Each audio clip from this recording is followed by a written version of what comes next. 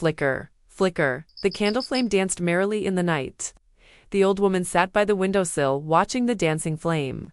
It was the only source of light in the room, and all she had left in the world. Her name was Alina, and she was very, very old.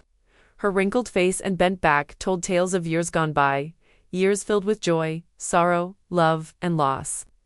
Tonight, she was alone, colder than she had ever been before, hungrier than she had ever been before. She pulled her thin blanket tighter around her shoulders, trying to ward off the cold.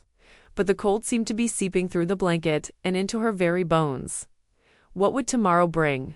Would it be another cold day without food, or would it be worse? She did not know. But as long as the candle lasted, she knew she would not be in the dark. As the hours passed, the candle burned lower and lower. At one point, Alina thought she should probably blow it out and save some wax.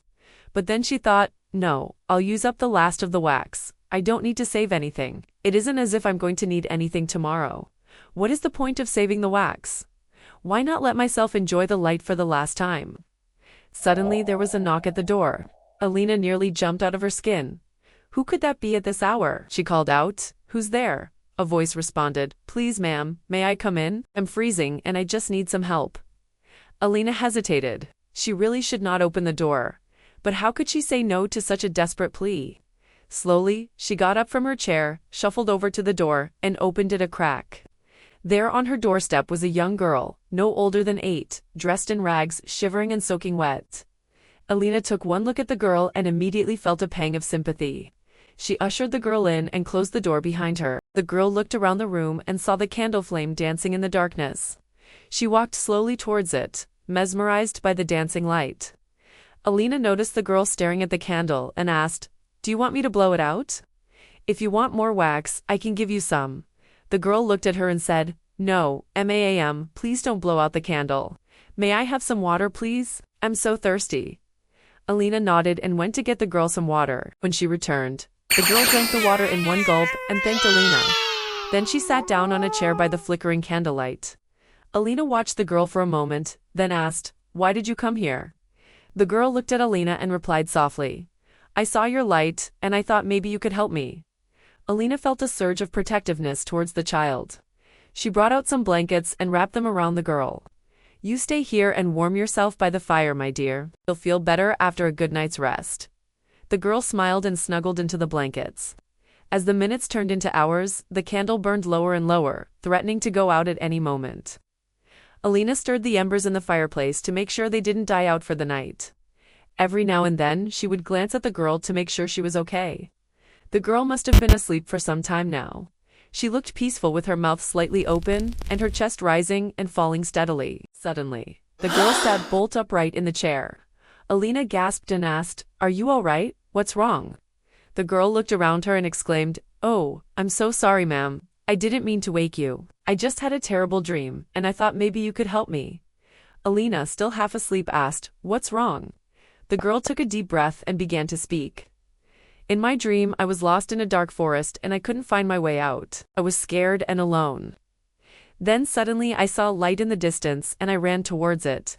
When I got closer, I realized it was a candle flame, and under the flickering light sat an old woman. She was kind and welcoming.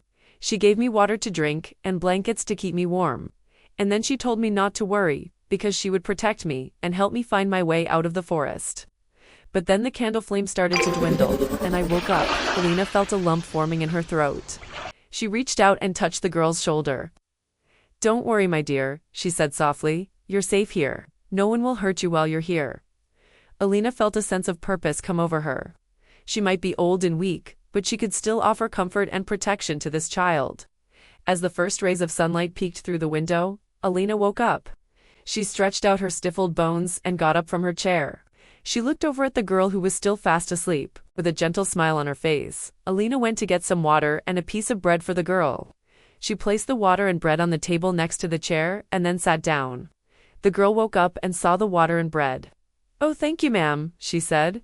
As she ate the bread and drank the water, she told Alina about her life. How she had run away from home because her stepmother didn't treat her well. Alina listened patiently, offering words of comfort and encouragement. When the girl finished her story, Alina said, My dear, I'm afraid I don't have much to offer you, but you're welcome to stay here as long as you like. I have some old clothes you can wear, and we can share my food. The girl smiled. Thank you, ma'am. That would be wonderful. As the days turned into weeks, the girl helped Alina with the chores around the house. In return, Alina shared her stories and wisdom with the girl. One day, Alina noticed the girl staring at the dwindling pile of candles. What's wrong, my dear? She asked. The girl looked up and replied, Nothing, ma'am. It's just that I wish we had more candles. It's so dark and scary at night. Alina smiled and said, Don't worry, my dear, I have an idea. That afternoon, Alina and the girl went into the forest to gather materials to make candles. They gathered sticks, dried flowers and leaves, and anything else that would burn. When they returned home, Alina showed the girl how to make candles using the materials they had gathered. As the sun began to set, they lit up their new candles and the room was filled with a warm glow. The girl clapped her hands and exclaimed, It's so bright, ma'am. Thank you.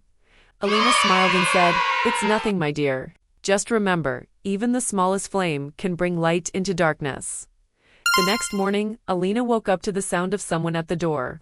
She opened the door to see a group of villagers standing there. Good morning. Ma'am, said one of the villagers.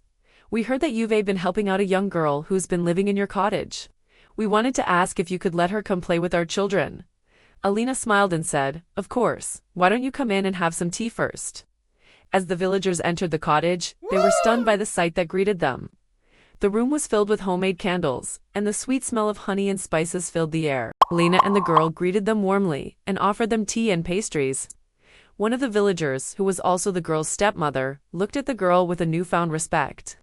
I'm sorry I haven't visited sooner, she said. I had no idea you were living here. The girl smiled and said, It's all right, Mrs. Smith, I'm happy here.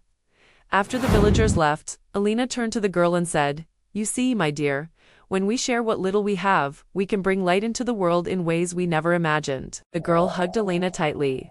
Thank you, ma'am, for showing me that. As the years passed, the girl grew up and became a kind and compassionate young woman. She never forgot the lessons she had learned from Alina, the old woman who had shown her the true meaning of kindness and generosity.